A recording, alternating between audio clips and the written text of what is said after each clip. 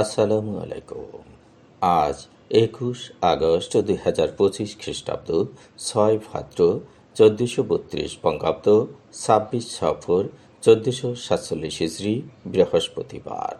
সংবাদ পাঠ করছি মনির হোসেন কামাল। প্রথমেই শুনবেন সংবাদ শিরোনাম। জুলাই যোদ্ধাদের কল্যাণ ও পুনর্বাসন অধ্যাদেশের গেজেট প্রকাশ। বরগুনায় নতুন করে ডেঙ্গুতে আক্রান্ত আরও ৩৭। চোরের ছুরিকাঘাতে যুবকের মৃত্যু। সাবেক স্ত্রীকে হত্যার পরে যুবকের আত্মহত্যা। নববধূকে নিয়ে পালানোর সময় যুবক আটক। বরগুনায় কিশোরী ধর্ষণের অভিযোগে মামলা। সমুদ্র বন্দরে ৩ নম্বর সতর্ক সংকেত। মাইকিংয়ে রেকর্ড করা হয় লোকবেতারে। শুনলেন সংবাদ শিরোনাম, এবার বিস্তারিত। জুলাই গণ অভ্যুত্থানে শহীদ পরিবার ও জুলাই যোদ্ধাদের কল্যাণ ও পুনর্বাসন অধ্যাদেশ ২০২৫-এর বিধিমালার গেজেট প্রকাশ করা হয়েছে। মুক্তিযুদ্ধ বিষয়ক মন্ত্রণালয়ের প্রশাসন ১ শাখার সিনিয়র সহকারী সচিব নুসরাত জাহানের সই করা প্রজ্ঞাপনে বলা হয়েছে, স্বীকৃত শহীদ পরিবারের সদস্যরা এককালীন ৩০ লাখ টাকার সঞ্চয়পত্র ও মাসিক ২০,০০০ টাকা ভাতা পাবেন। আহতদের ৩ ভাগে ভাগ করা হয়েছে। এর মধ্যে অতি গুরুতর আহতরা এককালীন ৫ লাখ টাকা ও মাসিক ২০,০০০ টাকা পাবেন। গুরুতর আহতরা এককালীন ৩ লাখ টাকা ও মাসিক ভাতা পাবেন ১৫,০০০ টাকা করে এবং আহতরা এককালীন ১ লাখ টাকা ও মাসিক ১০,০০০ টাকা ভাতা পাবেন। এতে আরও বলা হয়, জুলাই গণ অভ্যুত্থানের শহীদ পরিবার ও জুলাই যোদ্ধাদের কল্যাণ ও পুনর্বাসন কার্যক্রম তদারকির জন্য কেন্দ্রীয়, জেলা ও উপজেলা পর্যায়ে কমিটি গঠন করা হবে। কেন্দ্রীয় কমিটির সভাপতি হবেন মুক্তিযুদ্ধ বিষয়ক মন্ত্রী বা উপদেষ্টা। জেলা কমিটির সভাপতি হবেন জেলা প্রশাসক এবং উপজেলা কমিটির সভাপতি হবেন উপজেলা নির্বাহী কর্মকর্তা। গত ১৭ জুন জুলাই গণ অভ্যুত্থানে শহীদ পরিবার এবং জুলাই যোদ্ধাদের কল্যাণ ও পুনর্বাসন অধ্যাদেশ ২০২৫ জারি করে। এতে গণ অভ্যুত্থানে নিহতদের জুলাই শহীদ এবং আহতদের জুলাই যোদ্ধা হিসেবে স্বীকৃতি দেয়া হয়। বরগুনায় নতুন করে ডেঙ্গুতে আক্রান্ত হয়েছে আরও ৩৭ জন। এ নিয়ে জেলায় মোট আক্রান্তের সংখ্যা ৫,৬৬৭ জন। বরগুনার civil surgeon doctor Mohammad Abul Fatta জানিয়েছেন, গত ২৪ ঘন্টায় বরগুনা সদর উপজেলায় ২৭, আমতলী ১, বেতাগী ২ ও পাথরঘাটায় ৭ জন নতুন করে আক্রান্ত হয়েছেন। জেলায় ডেঙ্গুতে আক্রান্ত হয়ে চিকিৎসাধীনে আছেন ৯২ জন। এদের মধ্যে বরগুনা জেনারেল হাসপাতালে ৭১, আমতলী ১, বেতাগী ২, বামনা ৭, পাথরঘাটা ৭ এবং তালতলী উপজেলা স্বাস্থ্য কমপ্লেক্সে ৪ জন চিকিৎসাধীন। এখন পর্যন্ত বরগুনা সদর উপজেলায় ৪,৭৪৪, তালতলী ১৩৯, বামনা ২২৮, বেতাগী ৮৯, আমতলী ৬৫ এবং পাথরঘাটা উপজেলায় ৪০২ জন আক্রান্ত হয়েছেন। অন্যদিকে জেলায় ডেঙ্গুতে আক্রান্ত হয়ে মারা যাওয়া ৪১ জনের মধ্যে ৩২ জনের বাড়ি বরগুনা সদর উপজেলায়, ৪ জনের বাড়ি পাথরঘাটা এবং ৫ জনের বাড়ি বেতাগী উপজেলায়। পাবনার আটঘরিয়ায় চোরের ছুরিকাঘাতে আসাদ হোসেন নামের এক যুবকের মৃত্যু হয়েছে। এ ঘটনায় একজনকে আটক করে পুলিশে সোপর্দ করেছে এলাকাবাসী। বুধবার রাত ৯:৩০টার দিকে মাছপাড়া ইউনিয়নের পারখি দিরপুর গ্রামে এ ঘটনাটি ঘটেছে। নিহত আসাদ ওই গ্রামের উকিল আলীর ছেলে। আটক যুবকের নাম সজীব। তিনি একই উপজেলার সোনাকান্দর গ্রামের খলিলের ছেলে।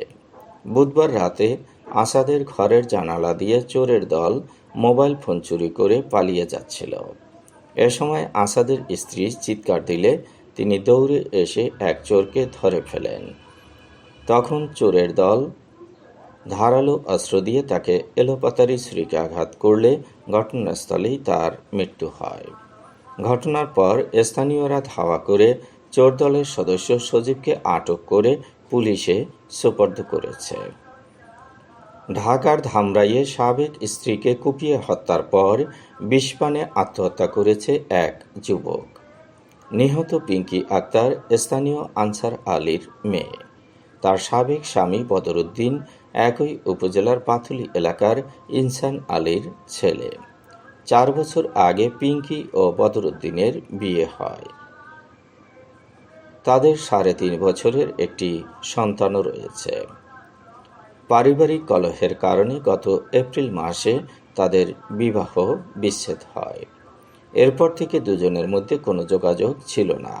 গতকাল সকালে সন্তানকে দেখতে সাবেক স্ত্রীর বাড়িতে আসেন বদরুদ্দিন।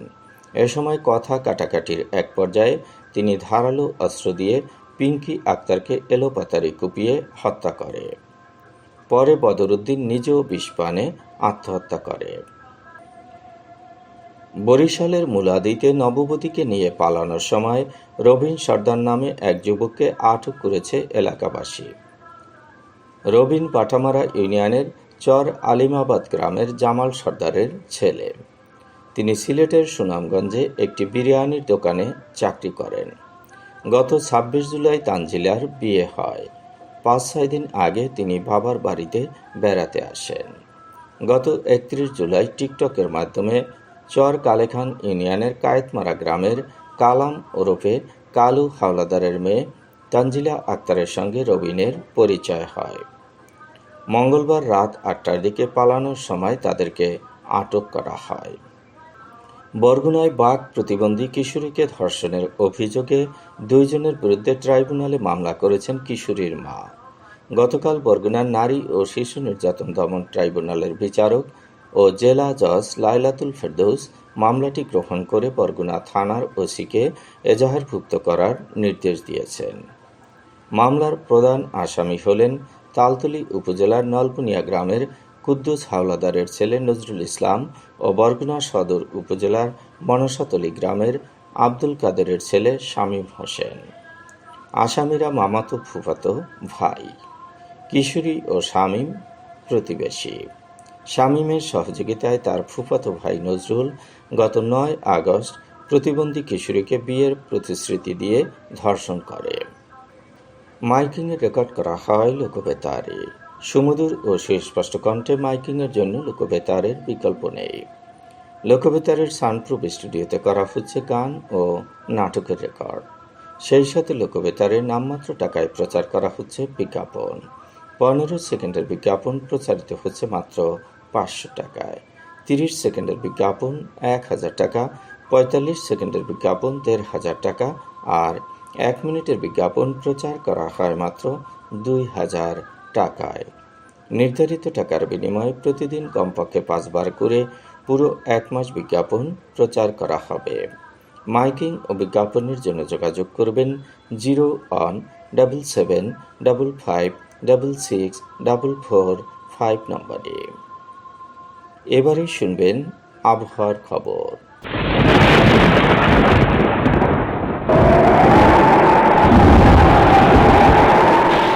সক্রিয় মৌসুমি বায়ুর প্রভাবে উত্তর বঙ্গোপসাগরে চঞ্চলনশীল মেঘমালা তৈরি অব্যাহত রয়েছে।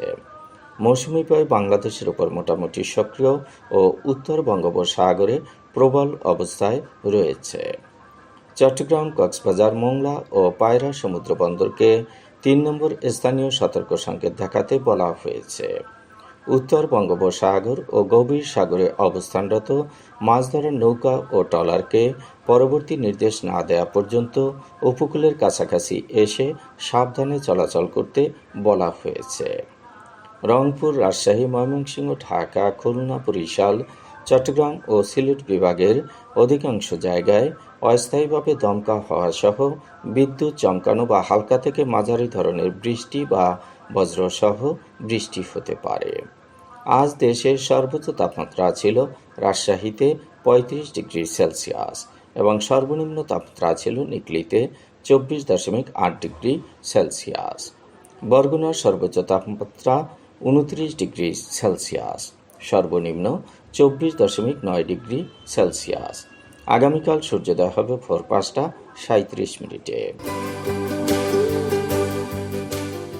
সংবাদ শেষ করার আগে শিরোনামগুলো আবার পড়ছি। জুলাই যোদ্ধাদের কল্যাণ ও পুনর্বাসন অধ্যাদেশের গেজেট প্রকাশ। বরগুনায় নতুন করে ডেঙ্গুতে আক্রান্ত আরও 37। চোরের ছুরিকাঘাতে যুবকের মৃত্যু। সাবেক স্ত্রীকে হত্যার পরে যুবকের আত্মহত্যা। নববধূকে নিয়ে পালানোর সময় যুবক আটক। বরগুনায় কিশোরী ধর্ষণের অভিযোগে মামলা। সমুদ্র বন্দরে 3 নম্বর সতর্ক সংকেত। মাইকিংয়ে রেকর্ড করা হয় লোকবেতারে। সংবাদ শেষ করার আগে জানিয়ে দিচ্ছি লোকবেতারের সংবাদ জানানোর মোবাইল নম্বর। আপনার এলাকার গুরুত্বপূর্ণ সংবাদ জানাতে ফোন করুন 017755664445 নম্বরে। আর লোকবেতারের সাথে যুক্ত হয়ে গান শুনতে চাইলে SMS করুন 01782973478 নম্বরে।